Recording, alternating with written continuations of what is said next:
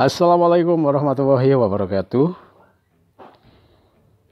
Setelah gagal di konvensi Presiden Partai Demokrat 2013, Anies ikut bergabung jadi tim ses Jokowi JK di perhelatan pemilu 2014.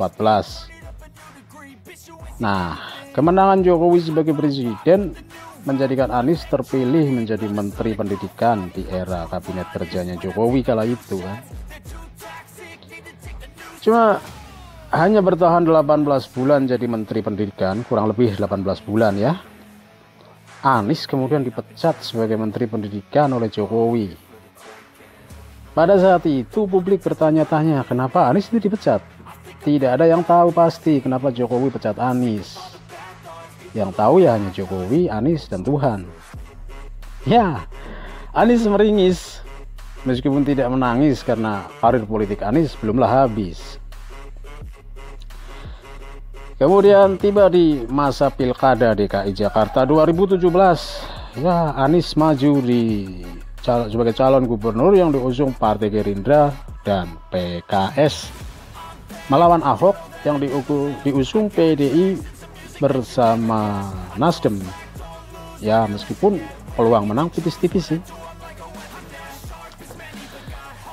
Ya, pilkada yang diwarnai banyak kontroversi, pilkada yang menyayat-nyayat rasa persatuan bangsa, pilkada yang melahirkan buih menjadi gelombang politik identitas. Tapi disinilah Anies pun menang, PKS girang, Prabowo dan Gerindra pun senang.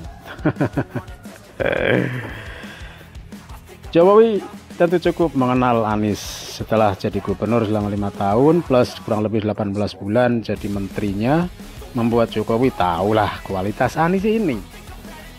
Nah, kemudian kualitas ini pula lah yang membuat publik jadi tahu sebab apa dulu dia dipecat sebagai menteri.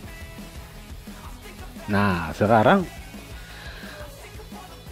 masuk tahun-tahun politik nih ya, dekat-dekat 2024.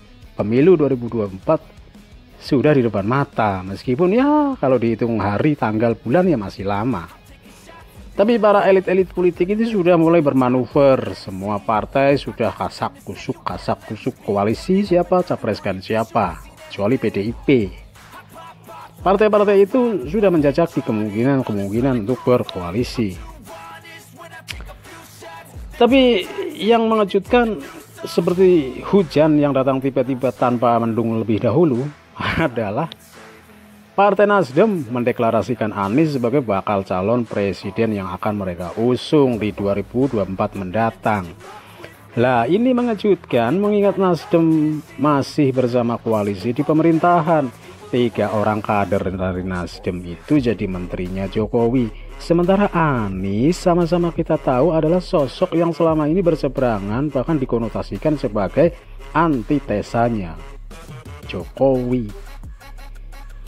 Pertanyaannya adalah, bisakah ini dinalar?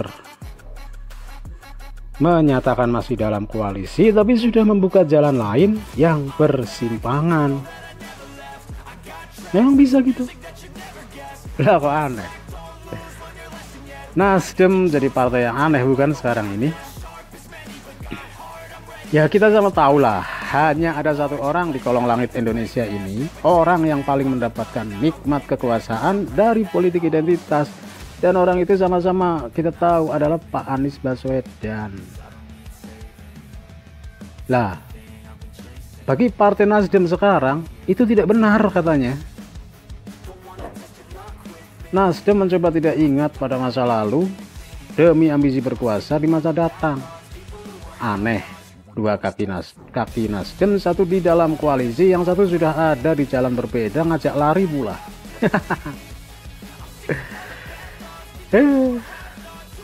Nasdem mengatakan akan tetap berkomitmen mendukung pemerintah sampai 2024 usai. Di satu sisi sudah bersenandung tentang perubahan atau restorasi atau apalah namanya dengan mengusung orang yang selama ini direpresentasikan sebagai antitesanya Jokowi. Lah, ini kan bikin Jokowi meradang nih pastinya lah ya.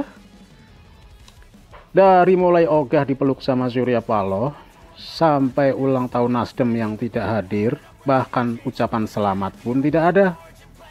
Bukankah ini adalah sinyal yang kuat bila Jokowi udah ogah bersama Nasdem? Dengan kata lain, Nasdem udah dipersilakan out.